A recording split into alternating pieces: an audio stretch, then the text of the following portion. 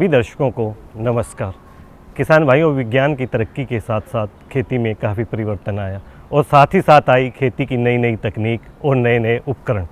खेती के क्षेत्र में और क्या कुछ नया हुआ है, आइए जानने के लिए देखते हैं सबसे पहले खबरें खेती की। भारतीय कृषि अनुसंधान परिषद को मिला नया नेतृत्व, डॉक्टर महापात्रा बने महानिदेशक। साहीवाल नस्ल में गर्भधारण क्षमता पर नए प्रयोग, गुणवत्तापूर्ण वीर्य की सफलता। पशुपालन से महिला सशक्तिकरण, आय के अतिरिक्त स्रोत मिले और टिकाऊ पशुधन विकास के लिए 5F कार्यक्रम, राजूवास में राष्ट्रीय संगोष्ठी। नमस्कार, खबरें खेती के में आपका स्वागत है। मैं हूं शीला मिश्रा और अब खबरें विस्तार से। देश की शीर्षस्थ कृषि संस्था भारतीय कृषि अनुसंधान परिषद को डॉक्टर त्रिलोचन महापात्रा के रूप में नया नेतृत्व मिला है। डॉक्टर महापात्रा ने परिषद के महानिदेशक के रूप में कार्यभार संभाल लिया है। पेश है ये जानकारी। भारतीय कृषि अनुसंधान परिषद किसानों के लिए, किसानों के हित के लिए कई दशकों से कार्यरत हैं और ये जो प्रयास परिषद का ये काफ़ी सक्सेसफुल भी रहा है अतीत में। और आप जानते हैं परिषद के कार्यक्रम द्वारा ये देश में हरित क्रांति संभव हुआ और ये हरित क्रांति जो हम 60 और 70 दशक में लाए थे, 1960-1970 दशक में, ये हरित क्रांति हमें आज दलहन और तिलहन में लाने की आवश्यकता है। धान गेहूं के जो फसलें हैं उसमें हमें जितना हम उगाते हैं और जितना हमारा उत्पादकता और उत्पादन है वो हम इतने जो वर्धित जो जनसंख्या है उसको तो हम खिला ही रहे हैं। इसके अलावा हम बाहर भी भेजते हैं, निर्यात करते हैं, उससे कमाते हैं। सो ये जो सेल्फ सफिशिएंसी चावल और गेहूं में है, उसी तरह का सेल्फ सफिशिएंसी हम चाहते हैं दलहन और तिलहन में। ये हमारा प्राथमिकता है, फर्स्ट प्रायोरिटी है। गोवंश विकास की दिशा में केंद्र सरकार द्वारा विशेष कदम उठाए जा रहे हैं। इसी संदर्भ में गाय की साहीवाल नस्ल के साड़ों से लेकर विशेष शोध कार्य किए गए हैं। पेश है यह शोधपरक रिपोर्ट। देश में गौ अनुसंधान और नस्ल सुधार की दिशा में सरकार द्वारा विशेष और महत्वपूर्ण कदम उठाए जा रहे हैं। इसी श्रृंखला में गुरु अंगद देव पशु चिकित्सा एवं पशु विज्ञान विश्वविद्यालय द्वारा साहीवाल नस्ल को लेकर विशेष प्रजनक कार्य किए गए हैं। विश्वविद्यालय के काला झरनी फार्म में किए गए एक परीक्षण में ज्ञात हुआ कि शाही नस्ल के स्वस्थ सांडों के गुणवत्तापूर्ण वीर्य द्वारा जब गायों को गर्भधारण कराया गया तो सकल औसत गर्भधारण पर 37% तक पाई गई। इस तरह से बलिष्ठ और स्वस्थ संतति की आशा जगी है। पशुपालन आज उभरता हुआ व्यवसाय है। महत्वपूर्ण बात यह है कि इसके आधार में महिलाओं का योगदान अपेक्षाकृत अधिक मजबूत हुआ है। परिणाम स्वरूप महिला सशक्तिकरण को नया बल मिला है। प्रस्तुत है सर्वेक्षण आधारित ये रिपोर्ट। देश की खाद्य और पोषण सुरक्षा को मजबूती प्रदान करने के लिए पशुपालन व्यवसाय का महत्व उभर कर सामने आया है। इससे जुड़ा तथ्य यह भी है कि अब इसमें महिलाओं का योगदान बढ़ रहा है, जो महिला सशक्तिकरण को बल दे रहा है। भुवनेश्वर स्थित कृषि में महिलाओं के लिए अनुसंधान निदेशालय द्वारा प्रयोगशाला से खेत तक कार्यक्रम के अंतर्गत कराए गए सर्वेक्षणों में पाया गया है कि ग्रामीण महिलाओं का रुझान पशुपालन की ओर बढ़ रहा है। इससे 40% से अधिक महिलाएं अपने पांव पर खड़ी होने में सक्षम हुई हैं। रिपोर्ट के अनुसार बड़े पशु यानी गाय भैंस के साथ साथ बकरी पालन, भेड़ पालन और कुक्कुट पालन में बड़ी कृषि दर्ज की जा रही है, जो महिला सशक्तिकरण के नए आयाम रच रही है। देश में पशुपालकों के स्थायी विकास के लिए पशुओं का विकास आवश्यक है। इससे जुड़े विभिन्न मुद्दों पर विचार करने के लिए बीकानेर स्थित राजस्थान पशु चिकित्सा एवं पशु विज्ञान विश्वविद्यालय द्वारा एक राष्ट्रीय संगोष्ठी का आयोजन किया गया है। इससे जुड़ी विस्तार सूचना इस प्रकार है। बीकानेर स्थित राजस्थान पशु चिकित्सा एवं पशु विज्ञान विश्वविद्यालय तथा आयुर्वेद के संयुक्त तत्वाधान में एक राष्ट्रीय संगोष्ठी का आयोजन किया जा रहा है, जो 5F और हाइड्रोफोनिक्स द्वारा पशुपालकों के स्थायी विकास पर केंद्रित होगी। इंसान की मूलभूत आवश्यकताओं में आज 5 मुख्य चीज़ें हैं, जिसे हम कह सकते हैं फूड, फीड, फॉडर, फ्यूल और फर्टिलाइज़र। अगर इन पांचों का मिश्रण अगर हम देखें तो कृषि और पशुपालन को मिश्रित ये एक चीज़ें हैं, और इनको अगर हमें सस्टेनेबल तरीके से करना है, टिकाऊ तरीके से करना है, इससे क्या लाभ हो सकते हैं, इसी के ऊपर एक कार्यशाला का आयोजन 28 तारीख को बीकानेर में किया जा रहा है। इस कार्यशाला में आयुर्वेद और राजूवास भागीदार हैं, और इस कार्यशाला से पहले 27 तारीख को एक बहुत बड़ा मेले का आयोजन किया जा रहा है, जिसमें बहुत संख्या में पशुपालक और कृषि से जुड़े हुए किसान आएंगे। और यही सारे जो मुद्दे हैं जो मैंने अभी कहे हैं आपसे 5F के, कि आज ज़मीन घटती जा रही है तो हमारे पशुओं को हरा चारा कहाँ से मिले, ज़मीन अगर घट रही है तो भोजन हम जो उत्पन्न कर रहे हैं वो भोजन आप या हम ग्रहण करें या हमारे पशुओं के लिए हो। तीसरी चीज़ आती है कि आज ईंधन की कमी है, सब जगह बात हो रही है कि ईंधन को कैसे बढ़ाएं, तो क्या हमारा एक जो पशुपालक है या पशुधन है, क्या ये ईंधन का एक स्रोत हो सकता है। इन्हीं सारी मुख्य चर्चाओं पे चर्चा होगी 27 और 28 तारीख को। हमारा निवेदन है जो भी कार्यक्रम को सुन रहे हैं किसान भाई, वो 27 और 28 को ज़रूर आएँ और हम लोगों के साथ मिलकर इस कार्यक्रम को आगे बढ़ाएं। धीरे धीरे तापमान में होती बढ़ोतरी ठंड को अलविदा कह रही है। ऐसे में किसान भाइयों को महत्वपूर्ण कृषि कार्य क्या करने होंगे, तो आइए जाना जाए कि देश के विभिन्न क्षेत्रों में मौसम का हाल क्या रहेगा और उससे जुड़े कृषि कार्य क्या करने होंगे। अगले 24 घंटों के दौरान अरुणाचल प्रदेश में अनेक स्थानों, गांगेय पश्चिम बंगाल में कुछ स्थानों पर तथा मेघालय, नागालैंड, मणिपुर, मिजोरम, त्रिपुरा में तथा ओडिशा में कुछ स्थानों पर वर्षा या गरज के साथ बौछारें पड़ सकती हैं। न्यूनतम तापमान के लिए पूर्वानुमान। अगले 48 घंटों के दौरान उत्तर पश्चिम भारत के मैदानों और मध्य भारत में न्यूनतम तापमान में आंशिक गिरावट की संभावना है। खबरें खेती के में इतना ही। कृषि दर्शन कार्यक्रम में और अधिक रोचक तथा ज्ञानवर्धक जानकारियों के लिए देखते रहिए कृषि दर्शन। ये लो और बताओ। बस। अरे ये क्या भैया जी, बस इतनी सी रासायनिक खाद? किसानी छोड़ रहे हो क्या? किसानी नहीं, नादानी छोड़ रहे हैं। मिट्टी की जांच कराई है, अब तो लालाजी जितनी जरूरत है उतने ही उर्वरक खेत में डालेंगे। हाँ, किसान भाई आज ही अपने जिले की नजदीकी भूमि परीक्षण प्रयोगशाला में मिट्टी की जांच जरूर करवाएं और मिट्टी में पोषक तत्व, नमी व पौधे के विकास को देखते हुए केवल जरूरत के अनुसार ही पोषक तत्व डालें। और हाँ, मिट्टी में गंधक, जस्ता, बोरोन जैसे सूक्ष्म पोषक तत्वों का पता लगाना भी न भूलें। उर्वरक और जैविक खाद के सही उपयोग से भूमि का उपजाऊपन बनाए रखें, उत्पादकता बढ़ाएं, खर्चा घटाएं और बहुमूल्य विदेशी मुद्रा बचाने में भी सहयोग दें। और हाँ, धीमी गति से नाइट्रोजन उपलब्ध कराने वाले उर्वरकों जैसे नीम लेपित यूरिया को प्राथमिकता दें और यूरिया का पत्तों पर छिड़काव करें। अरे वाह, तू तो सचमुच समझदार हो गया रे। अधिक जानकारी के लिए संपर्क करें जिला कृषि अधिकारी या किसान कॉल सेंटर।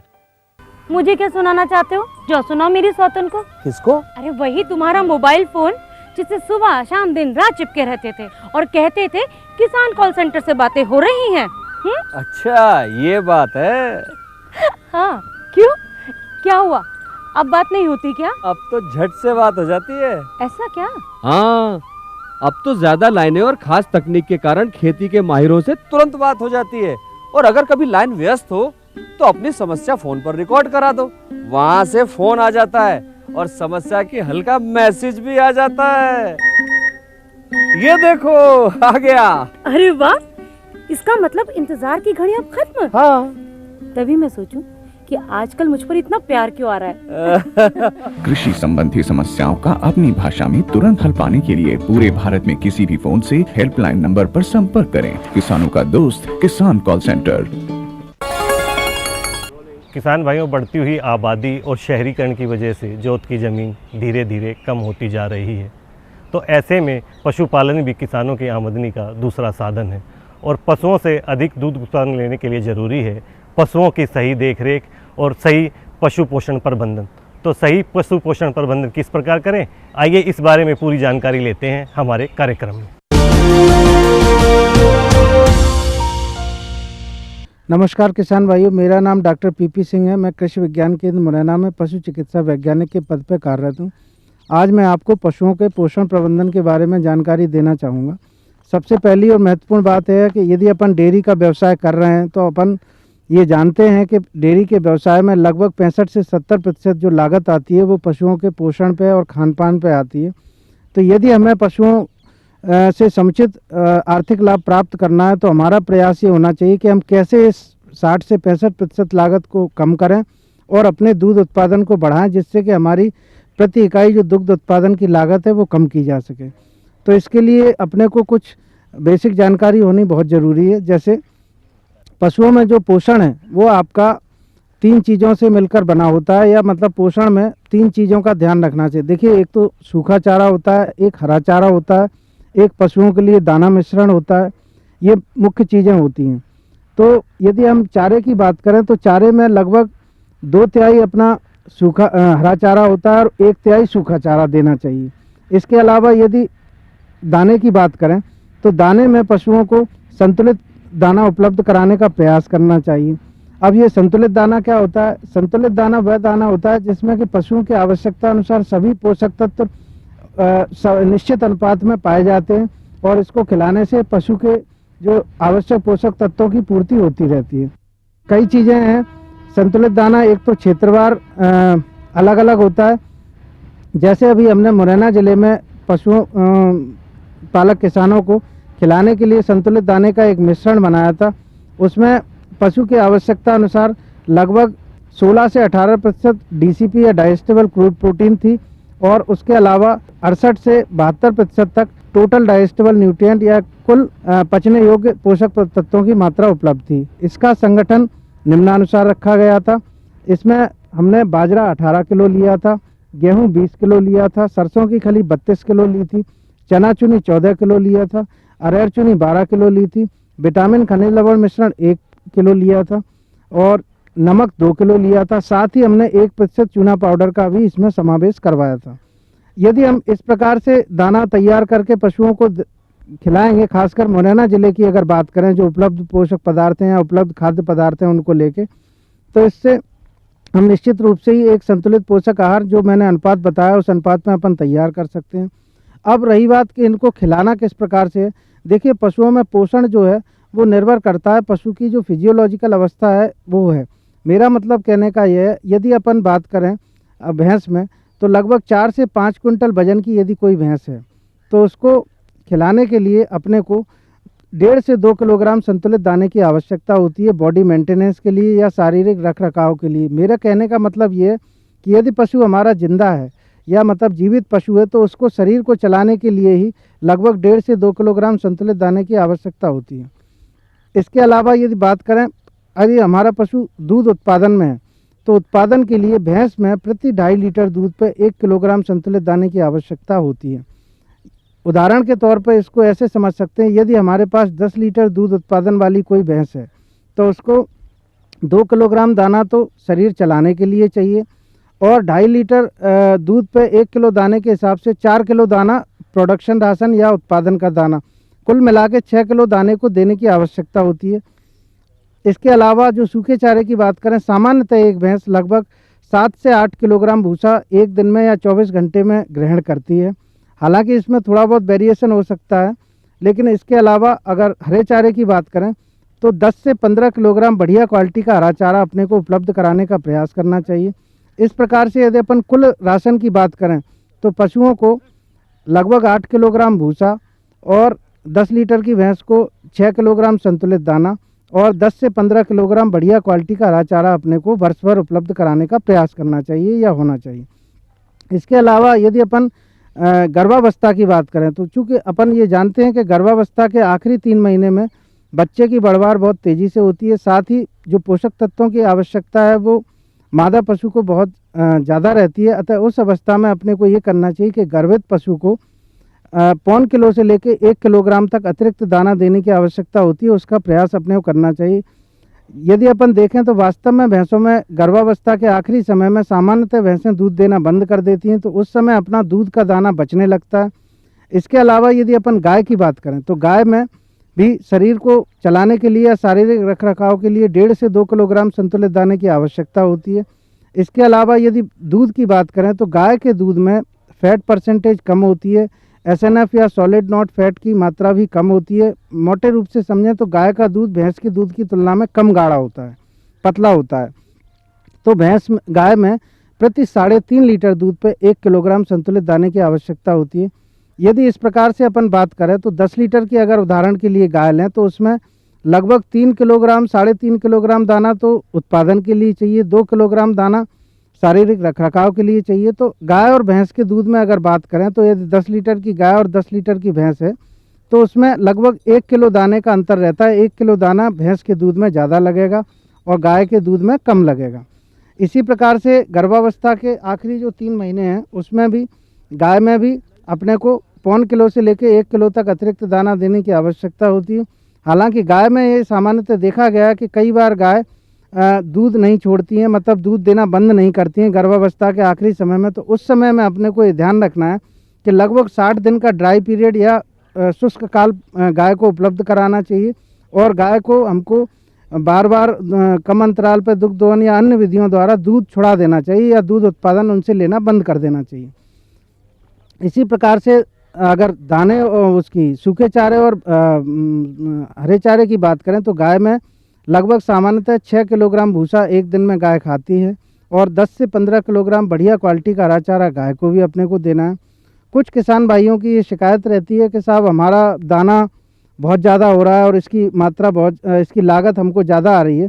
तो उस परिस्थिति में अगर हमको दाने की लागत कम करनी है तो ऐसा अपन कर सकते हैं कि 1 किलोग्राम दाने को 10 किलोग्राम बढ़िया क्वालिटी के हरे चारे से अपन हटा सकते हैं और दाने की मात्रा यथा स्थिति कम कर सकते हैं। जैसे उदाहरण के लिए अगर 10 लीटर भैंस की बात करें तो 6 किलो दाने की मात्रा कुल निकल के आई थी, तो अपन 5 किलो दाना और 10 से 15 किलो की जगह 20 से 25 किलोग्राम हरा चारा अपन कर सकते हैं और दाने की मात्रा 5 किलो कर सकते हैं।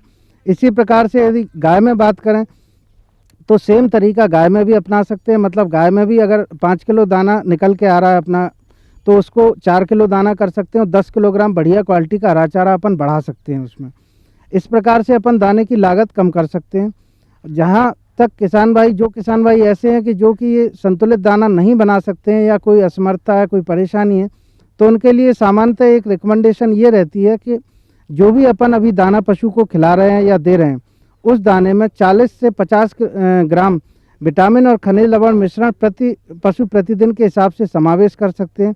तो इससे क्या है कि विटामिन और खनिज लवण की कमी की पूर्ति हो जाती है और पशुओं के प्रजनन पर जो आजकल विपरीत प्रभाव देखने में आ रहा है कि पशु गर्मी में नहीं आ रहे हैं, पशु को यदि गर्मी में आ भी रहे हैं तो कमज़ोर आ रहे हैं, तो उस परिस्थिति में अपन विटामिन और खनिज लवण मिश्रण का जब समावेश कर लेते हैं तो निश्चित रूप से इससे हमको काफ़ी लाभ मिलता है और पशु की प्रजनन संबंधी समस्याएं कम हो जाती हैं।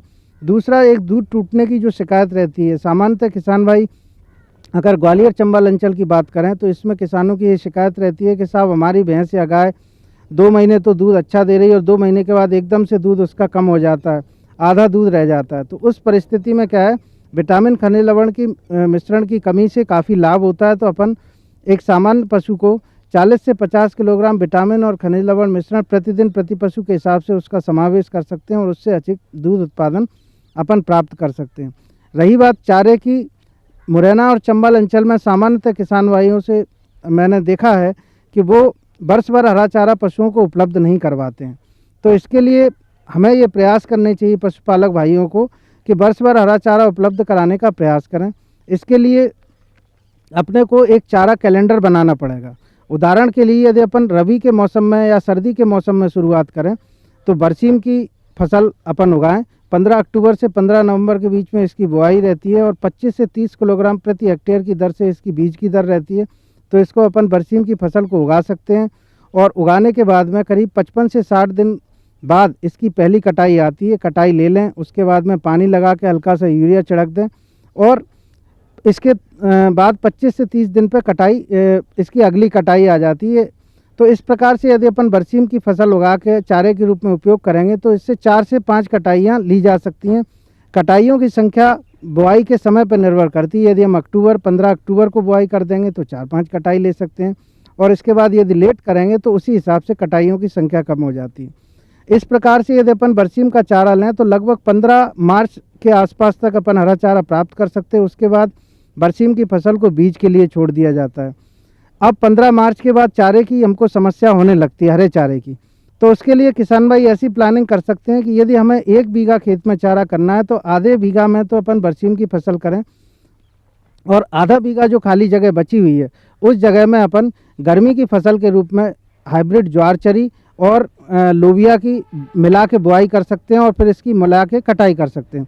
इस प्रकार से मान लीजिए 1 फरवरी या फरवरी के प्रथम सप्ताह में बुआई कर देंगे ज्वार चरी और लोबिया की, तो इससे लगभग 50 दिन बाद में अपनी दूसरी फसल आ जाती है। तो कहने का मतलब ये है कि 15 या 20 मार्च के आसपास तक अपने को हरा चारा फिर से मिलने लगेगा, और जब ये हरा चारा मिलने लगेगा तो इस प्रकार से कटाई करेंगे तो लोबिया की फसल तो चूँकि एक बार ही है तो वो बरसीम ज्वार चरी के साथ कट जाएगी, और इसके बाद में उसको अपन पशु को खिला सकते हैं। लोबिया एक ऐसी फसल है जो दलहनी कुल की होती है, और इसमें प्रोटीन की बहुत अच्छी मात्रा पाई जाती है जो कि ज्वार चरी में सामान्यतः कम रहती है। अतः ज्वार चरी और लोबिया को मिलाने से अपन प्रोटीन की अतिरिक्त सप्लाई पशु को कर सकते हैं, और इससे दूध उत्पादन में काफ़ी अपने को लाभ मिलता है। और चूँकि गर्मी के मौसम में स्ट्रेस बहुत ज़्यादा होती है तो हरे चारे की उपलब्धता यदि रहे और प्रोटीनेशियस हरा चारा रहे तो उससे अपन जो दूध उत्पादन में गिरावट होती है उसको काफ़ी हद तक कम कर सकते हैं। इसके अलावा लोबिया और ज्वार चरी की जो फसल अपन बोते हैं फरवरी में, वो आपका पूरा बरसात के समय तक चारा उपलब्ध करवाती रहेगी, और इसके बाद में फिर इसको पुनः जब अपना बरसीम का खेत मई में हार्वेस्ट हो जाएगा दाना बीज के रूप में, तो इसके बाद में उसी खेत में अपन फिर से ज्वार चरी और लोबिया की बुआई खरीफ की फसल के रूप में कर सकते हैं। और जब हम खरीफ की फसल के रूप में इसको बो देंगे तो फिर से अपने को चारा करीब 1.5-2 महीने के बाद में, जैसे मान लीजिए जुलाई के प्रथम सप्ताह में करते हैं तो आपके 15-20 अगस्त के आसपास तक फिर से हरा चारा प्राप्त होने लगेगा, और ये चारा आपके रबी सीजन भर पूरा चलता रहेगा। तो इस प्रकार से अपने को वर्ष भर हरे चारे का एक कैलेंडर बना के उपयोग करना चाहिए। इसमें मुख्य बात यह है कि हरे चारे में कुछ ऐसे तत्व पाए जाते हैं जो कि जिनकी पूर्ति दाने से और सूखे चारे से नहीं हो पाती है, जिससे कि अपने को अतिरिक्त दूध उत्पादन मिलता है। तो इस प्रकार से अपने को एक तो दाने और चारे का प्रबंधन करना चाहिए, और विशेषकर वर्ष भर हरा चारा उगाने का हमको प्रयास करना चाहिए, जिससे कि रबी और गर्मी का या जायद का सीज़न और इसके अलावा खरीफ के सीज़न, तीनों सीजनों में अपने को पर्याप्त मात्रा में बढ़िया क्वालिटी का हरा चारा अगर उपलब्ध होता रहेगा तो निश्चित रूप से ही इससे अपने को पशुपालन में बहुत अधिक लाभ मिलेगा, और दूध उत्पादन में खासकर गर्मी के मौसम में जो बढ़ोतरी होती है, जो कमी होती है उसको अपन मैनेज कर सकते हैं, या जो कमी होती है उसको कम कर सकते हैं। मतलब कम कमी होगी दूध उत्पादन में गर्मी के मौसम में यदि हम पर्याप्त मात्रा में हरा चारा उपलब्ध करवाते हैं। मेरे साथ बोलो ए बी बी। अरे नादान, बच्चे को एबीसी सिखा रहा है। अरे काम धंधे की एबीसी तू कब सीखेगा? ये देख विज्ञापन, तेरे जैसे कृषि विज्ञान सीखे हुए युवाओं के लिए भारत सरकार के कृषि मंत्रालय ने एक योजना बनाई है, ACABC। ACABC? जी हाँ, ACABC यानी एग्री क्लिनिक्स और एग्री बिजनेस सेंटर। इसके तहत कृषि विज्ञान पढ़े युवाओं का चयन होने पर उन्हें मुफ्त ट्रेनिंग दी जाती है, और हाँ, अपना कारोबार चलाने के लिए बैंक से लोन भी मिलता है। इसके साथ ही अगर युवा अपने इलाके के किसानों की खुशहाली के लिए उन्हें खेती बाड़ी व अपने कारोबार से जुड़ी लाभदायक जानकारी देते रहेंगे तो उन्हें लोन पर 36 से 44% तक की सब्सिडी भी मिलेगी। तब तो मैं जरूर सीखूंगा काम धंधे की ABC। शाबाश, चलो अपनाएं स्वरोजगार, खेती में हो विकास अपार। आपको हमारा कार्यक्रम कृषि दर्शन कैसा लगा? अपने सुझाव, प्रतिक्रियाएं एवं सवाल हमें इस पते पर भेजें। कृषि दर्शन, कमरा नंबर 10, CPC दूरदर्शन, खेलगांव, नई दिल्ली 110049। जुड़िए हमारे साथ ट्विटर पर twitter.com/कृषिदर्शन-DD, फेसबुक पर facebook.com/कृषिदर्शन-DD, और देखिए कृषि दर्शन अब YouTube पर भी youtube.com/user/कृषि-दर्शन-dd। भेजें हमें मेल कृषि-दर्शन-dd@gmail.com पर। किसान भाइयों, ये तो थी हमारी तरफ से जानकारी, और अब खत लिखने की है आपकी बारी। तो उठाएं कागज़ और कलम और लिख डालें आपकी जो भी समस्या और सुझाव हो। और अब चलते चलते अब को कल के कार्यक्रमों के बारे में बता दें। कल खबरें खेती की और बाज़ार भाव तो रहेंगे ही, साथ ही आपको जानकारी देंगे स्ट्रॉबेरी की खेती के बारे में। और अब आपसे लेते हैं विदा इस वादे के साथ कि अगले कार्यक्रम में ढेरों जानकारियों के साथ आपसे फिर मुलाकात होगी। तब तक स्वीकार कीजिए हमारी तरफ से नमस्कार।